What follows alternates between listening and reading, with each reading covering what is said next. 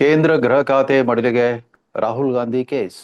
Criminal miscellaneous ಪ್ರಕರಣ number 623/2026. S Shishir Vignesh versus Rahul Gandhi and 3 others. ರಾಜಕೀಯವಾಗಿ ಭಾರತದ ಪ್ರಚಲಿತ ರಾಜಕಾರಣದ ಇತಿಹಾಸವನ್ನೇ ಬದಲಿಸಬಹುದಂತ ಮಹತ್ವದ ಪ್ರಕರಣ ನಿನ್ನೆ ಅಲಹಾಬಾದ್ ಹೈಕೋರ್ಟ್ನ ಲಖನೌ ಬೆಂಚ್ನಲ್ಲಿ ಮತ್ತೊಂದು ಮಹತ್ವದ ಘಟ್ಟ ತಲುಪಿದೆ. ಏಕಸದಸ್ಯ ಪೀಠದ ನ್ಯಾಯಮೂರ್ತಿ ರಾಜೀವ್ ಸಿಂಗ್ ನಿನ್ನೆ ದೂರುದಾರ ಮತ್ತು ಬೆಂಗಳೂರಿನ ಭಾರತೀಯ ಜನತಾ ಪಕ್ಷದ ಕಾರ್ಯಕರ್ತ ವಿಘ್ನೇಶ್ ಶಿಶಿರ್ ರವರ ದೂರನ್ನಾಧರಿಸಿ 1.5 ಗಂಟೆಗಳ ಕಾಲ ಅವರಿಂದ ನೇರವಾಗಿ ವಾದ ಮಂಡನೆಯನ್ನ ಆಲಿಸಿದರು. ತಮಗೆ ಗೊತ್ತಿರೋ ಹಾಗೆ ಇದು ಪಾರ್ಟಿ ಇನ್ ಪರ್ಸನ್. ಪ್ರತಿ ಸಾರಿ ಕೋರ್ಟ್ ನ್ಯಾಯಾಲಯದಲ್ಲಿ ಹಾಜರಾದಾಗಲೂ ಕೂಡ ಅರ್ಜಿದಾರ ಶಿಶಿರ್ ವಿಘ್ನೇಶ್ ರವರೇ ತಮ್ಮ ಕೇಸನ್ನು ತಾವೇ ಮಂಡಿಸ್ತಾರೆ. ಈ 1.5 ತಾಸಿನ ವಿಚಾರಣೆಯಲ್ಲಿ ಒಂದು ಅಂಶವನ್ನ ಅವರು ಚರ್ಚೆ ಮಾಡಿದ್ದೇನು ಅಂತಂದ್ರೆ, ಲಂಡನ್ನಿನ ಮಹಾನಗರ ಪಾಲಿಕೆಯೊಂದರ ಮತದಾರರ ಪಟ್ಟಿಯಲ್ಲಿ ರಾಹುಲ್ ಗಾಂಧಿ ಅವರ ಹೆಸರಿತ್ತು ಅಂತ. ರಾಹುಲ್ ವಿನ್ಸಿ ಅಂತ ಅವರು ತಮ್ಮ ವಿದೇಶದ ಮುಕ್ಕಾಂನಲ್ಲಿ ಬಳಸಿದ್ದ ಹೆಸರು.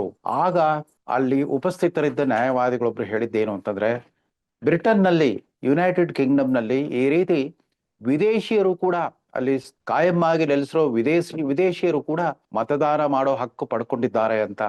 ಆಗ ಅರ್ಜಿದಾರರು ಎತ್ತಿ ಹೇಳಿದ್ದೇನು ಅಂತಂದ್ರೆ, ಭಾರತದ ಸಂವಿಧಾನದಲ್ಲಿ ಇದಕ್ಕೆ ಅವಕಾಶವೇ ಇಲ್ಲ.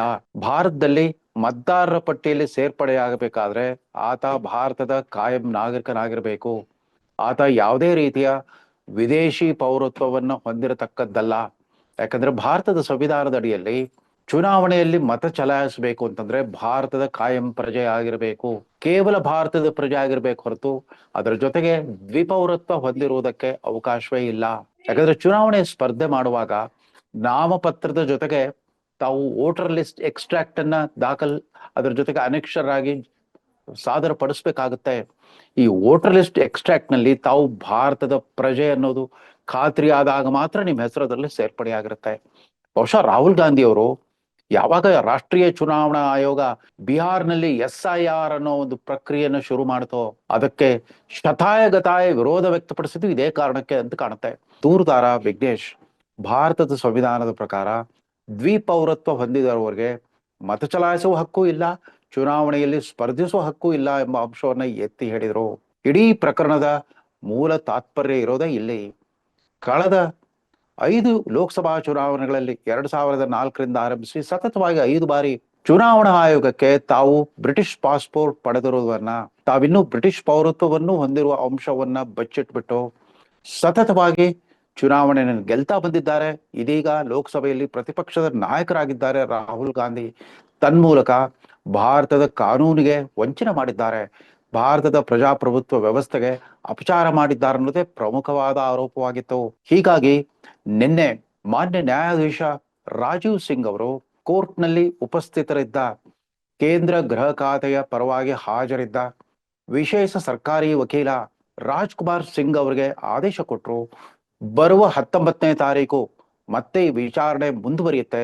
ಆವತ್ತು ಕೇಂದ್ರ ಗೃಹ ಖಾತೆಯ ನಾಗರಿಕರ ವಿಭಾಗ ಮತ್ತು ಪಾಸ್ಪೋರ್ಟ್ ವಿಭಾಗದ ಅಧಿಕಾರಿಗಳು ಇದುವರೆಗಿನ ಈ ದೂರಿಗೆ ಸಂಬಂಧಪಟ್ಟಂತೆ ನಡೆಸಿರುವ ವಿಚಾರಣೆಯ ಸಮಗ್ರ ಕಡತವನ್ನ ಮಂಡಿಸಬೇಕು ಅಂತ ಆದೇಶ ಕೊಟ್ಟಿದ್ದಾರೆ. ಈ ಮಧ್ಯಂತರ ಆದೇಶವನ್ನ ಖಚಿತಪಡಿಸಿರುವ ಭಾರತ ಸರ್ಕಾರದ additional solicitor general SB Pandey ಅವರು ಕೂಡ ಹೇಳಿದ್ದು ಏನು ಅಂತಂದ್ರೆ, 2019ರಷ್ಟು ಹಿಂದೆನೆ ಆವತ್ತು ಭಾರತೀಯ ಜನತಾ ಪಕ್ಷದ ಮಾಜಿ ಸಂಸದ, ಮಾಜಿ ಮಂತ್ರಿ ಮತ್ತು ಹಿರಿಯ ನಾಯಕ ಸುಬ್ರಹ್ಮಣ್ಯ ಸ್ವಾಮಿಯವರು ಇದೇ ವಿಚಾರದಲ್ಲಿ ನೀಡಿದ ದೂರಿನನ್ವಯ ನಾವು ಏಪ್ರಿಲ್ 29, 2019ರಂದು ರಾಹುಲ್ ಗಾಂಧಿ ಅವರಿಗೆ ನೋಟಿಸ್ ಕೊಟ್ಟಿದ್ವಿ. ಅದಾದ ನಂತರದ ವಿಚಾರಣೆಯ ವಿವರ ನನಗೆ ಗೊತ್ತಿಲ್ಲ, ಅದಕ್ಕೆ ಸಂಬಂಧಪಟ್ಟ ಕಡತವನ್ನ ನಾವು ಸಾದರಪಡಿಸ್ಬೇಕು ಅಂತ ಆದೇಶ ನೀಡಿದೆ ಅನ್ನೋ ವಿಚಾರವನ್ನ ಖಚಿತಪಡಿಸುತ್ತಾರೆ. ಅದ್ರ ಜೊತೆಗೆ ನ್ಯಾಯಾಲಯದಲ್ಲಿ ಉಪಸ್ಥಿತರಿದ್ದ ಉತ್ತರ ಪ್ರದೇಶ ಸರ್ಕಾರದ ಗೃಹ ಇಲಾಖೆಯ ಪರವಾಗಿ, ಅಂದ್ರೆ additional chief secretary home department ಅವರ ಪರವಾಗಿ ಹಾಜರಿದ್ದ ಮತ್ತೊಬ್ಬ ವಿಶೇಷ ವಕೀಲ VK ಸಿಂಗ್ ಅವರು ಕೂಡ ಅರ್ಜಿದಾರರು ಮಂಡಿಸಿರುವ ದಾಖಲೆಗಳನ್ನು ಗಮನಿಸಿದರೆ ಇಲ್ಲೊಂದು ಶಿಕ್ಷಾರ್ಹ ಅಪರಾಧ ನಡೆದಿದೆ ಅನ್ನೋ ಅಂಶ ಮೇಲ್ನೋಟಕ್ಕೆ ಗೊತ್ತಾಗುತ್ತೆ ಅಂತ ಕೋರ್ಟ್ಗೆ ಅರಿಕೆ ಮಾಡಿಕೊಂಡ್ರು. ಇದನ್ನ ಆಧರಿಸ್ಬಿಟ್ಟು ಮಾನ್ಯ ನ್ಯಾಯಮೂರ್ತಿ ರಾಜೀವ್ ಸಿಂಗ್ ಈ ಪ್ರಕರಣದ ವಿಚಾರಣೆಯನ್ನ ಮಾರ್ಚ್ 19ಕ್ಕೆ ಮುಂದೂಡಿದ್ದಾರೆ. ಬಹುಶಃ ಅವತ್ತೇನಾದ್ರೂ ನ್ಯಾಯಾಲಯದ ಆದೇಶದಂತೆ ಕೇಂದ್ರ ಗೃಹ ಖಾತೆಯ ಕಡತಗಳು ಮನ್ನಣೆ ಆದ್ರೆ ಅದರಲ್ಲಿ ಸಮಗ್ರ ವಿವರಗಳು ಸಿಗೋ ಸಾಧ್ಯತೆ ಇದೆ. ಯಾಕಂದ್ರೆ ಶಿಶಿರ್ ವಿಘ್ನೇಶ್ ಹೈಕೋರ್ಟ್ ಮೆಟ್ಟಿಲೇ ಇರೋದಕ್ಕೆ ಕಾರಣವೇ ಈಗಾಗಲೇ ತಾವು ಲಖನೌನ MP MLA ನ್ಯಾಯಾಲಯದಲ್ಲಿ ಸಲ್ಲಿಸಿದ್ದ ತಮ್ಮ ದೂರು, ಸುಮಾರು 310 ಪುಟಗಳ ಲಿಖಿತ ದೂರು, ಲಿಖಿತ ರೂಪದ ತಮ್ಮ ವಾದ ಮಂಡನೆಯ ವಿವರಗಳು, ಜೊತೆಗೆ 45 ವಿವಿಧ ಬಗೆಯ ಪುರಾವೆಗಳು, ಅದರಲ್ಲಿ ಪೆನ್ ಡ್ರೈವ್, ಹಾರ್ಡ್ ಡಿಸ್ಕ್ ಮತ್ತು ದಾಖಲಾತಿ ಪತ್ರಗಳು, ಅವೆಲ್ಲವನ್ನು ಪರಿಗಣಿಸಿದ್ರು ಕೂಡ ಆ ನ್ಯಾಯಾಲಯ ತಮ್ಮ ಅರ್ಜಿಯನ್ನು ತಿರಸ್ಕರಿಸಿತ್ತು. ತಿರಸ್ಕರಿಸಿಕೆ ನೀಡಿದ ವಿವರಣೆ ಏನು ಅಂತಂದ್ರೆ, ಒಬ್ಬ ಪ್ರಜೆಯ ನಾಗರಿಕತ್ವವನ್ನ ನಿರ್ಧರಿಸುವ ಅಧಿಕಾರ ಈ ಕೋರ್ಟಿನ ವ್ಯಾಪ್ತಿಗಿಲ್ಲ ಅಂತ ಹೇಳಿದ್ರು. ಹೀಗಾಗಿ ಈ ಹೈಕೋರ್ಟ್ನ ಮೆಟ್ಟಿಲು ಹತ್ತಿರೋ ಶಿಶಿರ್ ವಿಘ್ನೇಶ್ ಕೇಳಿರೋದು ಏನು ಅಂತಂದ್ರೆ, ಈ ಪ್ರಕರಣದ ಸಮಗ್ರ ಮಾಹಿತಿಯನ್ನ ತಾವು ಖಾತ್ರಿಪಡಿಸಿಕೊಂಡು ರಾಹುಲ್ ಗಾಂಧಿ ಅವರ ವಿರುದ್ಧ FIR ದಾಖಲಿಸುವಂತೆ ರಾಯ್ಬರೇಲಿ ಕ್ಷೇತ್ರದ ಕೊತ್ವಾಲಿ ಪೊಲೀಸ್ ಸ್ಟೇಷನ್ನ SHO ವಿಶೇಷ ಠಾಣಾಧಿಕಾರಿ ಅವರಿಗೆ ಆದೇಶ ಅನ್ನೋದೇ ಅವರ ಮನವಿ.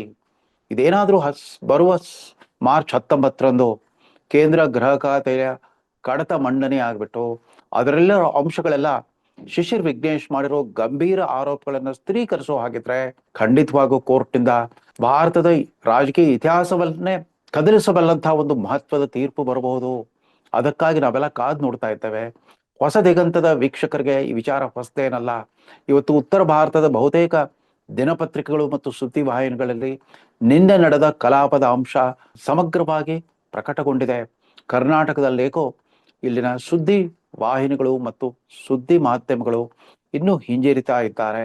ಏನೇ ಆಗ್ಲಿ, ಶಿಶಿರ್ ವಿಘ್ನೇಶ್ ಮಾಡಿರೋ ಆರೋಪಗಳಿಗೆ ಸಂಬಂಧಪಟ್ಟಂತೆ ಭಾರತೀಯ ನ್ಯಾಯ ಸಂಹಿತೆ 2023, ಸರ್ಕಾರಿ ಗೌಪ್ಯತಾ ಪಾಲನೆ ಕಾಯ್ದೆ 1923, ವಿದೇಶಿ ನಾಗರಿಕರ ಕಾಯ್ದೆ 1946, ಪಾಸ್ಪೋರ್ಟ್ ಕಾನೂನು 1973, ಈ 4 ಕಾನೂನುಗಳ ವಿವಿಧ ಸೆಕ್ಷನ್ಗಳ ಅಡಿಯಲ್ಲಿ ಅವರು ಆರೋಪ ಮಾಡಿದ್ದಾರೆ. ಅದರಲ್ಲಿ ರಾಹುಲ್ ಗಾಂಧಿ ಅವರು ಲಂಡನ್ನಲ್ಲಿ ವಿದ್ಯಾರ್ಥಿಯಾಗಿದ್ದಾಗ Rahul Vinci son of Rajiv Gandhi ಅನ್ನೋ ಬೇರೆ ಹೆಸರನ್ನ ಬಳಸಿದ್ರು.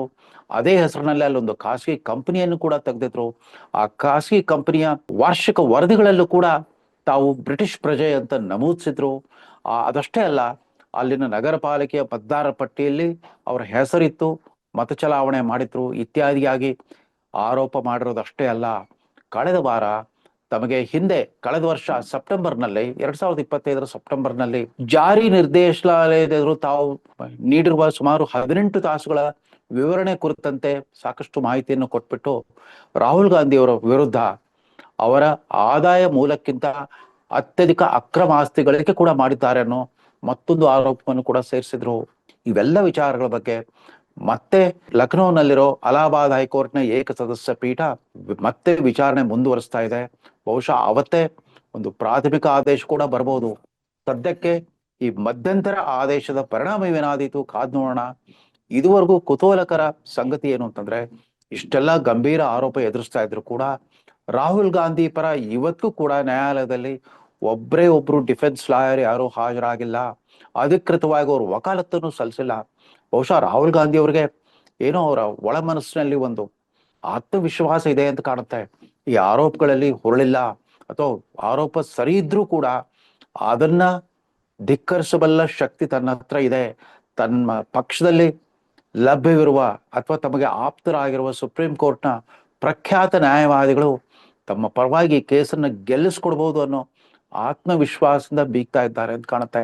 ಈ ವಿದೇಶಿ ಪೌರತ್ವದ ಕಾರಣದಿಂದಾಗನೇ ಬಹುಶಃ ರಾಹುಲ್ ಗಾಂಧಿ ಅವರು ಚುನಾವಣಾ ಆಯೋಗದ SIR ಅನ್ನ ವಿರೋಧಿಸ್ತಾ ಬಂದಿದ್ದಾರೆ. ಯಾಕೆಂತಂದ್ರೆ ಯಾರೇ ಆಗ್ಲಿ ಚುನಾವಣೆಗೆ ಸ್ಪರ್ಧಿಸುವಾಗ ವೋಟರ್ಸ್ ಲಿಸ್ಟ್ ಎಕ್ಸ್ಟ್ರಾಕ್ಟ್ ಅನ್ನ ದಾಖಲು ಮಾಡ್ಬೇಕಾಗತ್ತೆ. ಅಂದ್ರೆ ನೀವು ಮತದಾರರಾಗಿದ್ರೆ ಮಾತ್ರ ಅಭ್ಯರ್ಥಿ ಆಗ್ಲಿಕ್ಕೆ ಹಕ್ಕಿರುತ್ತೆ.